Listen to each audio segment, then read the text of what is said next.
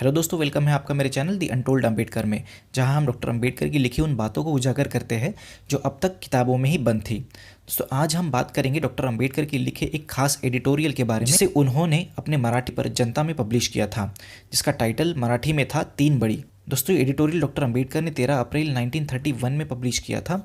इस एडिटोरियल में डॉक्टर अम्बेडकर ने भगत सिंह और उनके साथियों को दी गई फांसी के पीछे की राजनीति को उजागर किया है। अगर आप भी इस मुद्दे को गहराई तक जानना चाहते हैं तो इस वीडियो को एंड तक जरूर देखिएगा। दोस्तों, डॉक्टर अम्बेडकर ने अपनी किसी किताब में कभी भगत सिंह का कोई उल्लेख नहीं किया। भगत सिंह के संदर्भ में उनका ये इकलौता लिखित डॉक्यूमेंट है जो बहुत ही इंपॉर्टेंट है। सोशल मीडिया पर एक बहस हमेशा से चलती आ रही है कि डॉक्टर अंबेडकर इतने बड़े लीडर थे तो उन्होंने भगत सिंह को बचाया क्यों नहीं। डॉक्टर अंबेडकर ने भगत सिंह को बचाया क्यों नहीं, ये अलग विषय है जिस पे एक अलग से वीडियो बनाई जा सकती है। इस वीडियो में हम जानेंगे कि भगत सिंह और उनके साथियों को फांसी देने के पीछे ब्रिटिश सरकार की क्या मजबूरी रही थी, डॉक्टर अंबेडकर के भगत सिंह की फांसी पर क्या विचार थे। इस लिहाज से ये एडिटोरियल राजनीतिक रूप से बहुत ही ज़्यादा महत्वपूर्ण है। डॉक्टर अंबेडकर लिखते हैं कि भगत सिंह, राजगुरु और सुखदेव को ब्रिटिश सरकार ने फांसी की सज़ा सुनाई थी। उन तीनों पर मुख्य आरोप थे उनमें असेंबली में बॉम्ब फेंकना या ब्रिटिश पुलिस ऑफिसर का खून करना, जिसकी वजह से उन्हें फांसी की सज़ा सुनाई गई थी। भगत सिंह के पिताजी ने वायसरॉय के पास भगत सिंह के लिए दया याचना भी की थी कि उनकी फांसी को आजीवन कारावास में बदल दिया जाए। इससे कई लोग और जिसमें बड़े राजनेता भी शामिल थे जिन्होंने भगत सिंह को फांसी से बचाने की कोशिश की। डॉक्टर अम्बेडकर लिखते हैं कि यही मुद्दा गांधी जी और डॉक्टर अरविंद के बातचीत में भी उठा होगा।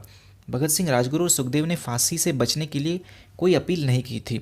इसके विपरीत भगत सिंह ने अपनी इच्छा व्यक्त की थी कि फांसी की जगह उन्हें गोली मार दी जाए और अंत में उन तीनों को फांसी की सज़ा 23 मार्च 1931 को दी गई थी। आगे डॉक्टर अंबेडकर बताते हैं कि ऐसी क्या मजबूरियां रही थी ब्रिटिश गवर्नमेंट की, उन्हें भारत की जनता और नेताओं को नज़रअंदाज कर जबरन भगत सिंह और उनके साथियों को फांसी देनी पड़ी थी। डॉक्टर अंबेडकर कहते हैं कि अगर ब्रिटिश सरकार ये बताना चाहती है कि वो कानून को कितने सख्ती से अमल में लाती है तो ये बात मानने लायक नहीं है। को फांसी देने के पीछे कानून की मजबूती दिखाना नहीं तो कंजर्वेटिव पार्टी और इंग्लैंड की जनता का दबाव था, जिसकी वजह से ब्रिटिश सरकार को भगत सिंह और उनके साथियों की बलि देनी पड़ी। उस वक्त इंग्लैंड की जनता सोच रही थी कि गांधी जी को जेल से रिहा करना और उनके साथ समझौता करने से ब्रिटिश साम्राज्य की प्रतिष्ठा को क्षति पहुंची है।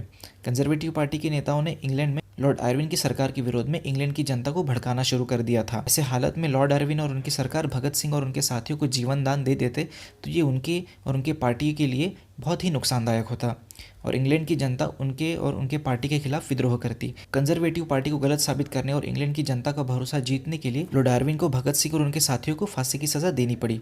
ये कदम कानून व्यवस्था को स्थिर रखने के लिए नहीं तो इंग्लैंड की जनता को खुश करने के लिए उठाया गया था। लॉर्ड आर्विन चाहते तो भगत सिंह और उनके साथियों की जान बचा सकते थे, पर उन्होंने भारत की जनता के जनमत को नजरअंदाज कर इंग्लैंड की जनता को खुश करना और गांधी जी और लॉर्ड आर्विन के बीच हुए करार को तोड़ने के लिए अच्छा मौका मिला था। भगत सिंह और उनके साथियों को फांसी से ना बचाने के पीछे यह एक मुख्य कारण था। अंबेडकर ने इस घटना का जो विश्लेषण किया है, अगर इसे हम तर्क के आधार पर देखें तो वो सही साबित होता है। हर बड़ी घटना के पीछे कुछ राजनीतिक विचार होते हैं, ये हमें इस घटना से पता चलता है। आशा करता हूँ कि आपको इस वीडियो से बहुत कुछ नया जानने को मिला होगा। वीडियो अच्छी लगी हो तो इसे लाइक जरूर कीजिएगा और कोई सुझाव है तो कमेंट में बताइएगा और चैनल को सब्सक्राइब करके बेल आइकन जरूर दबाइए और वीडियो को अपने दोस्तों तक शेयर कीजिएगा। मिलते हैं अगली वीडियो में। धन्यवाद।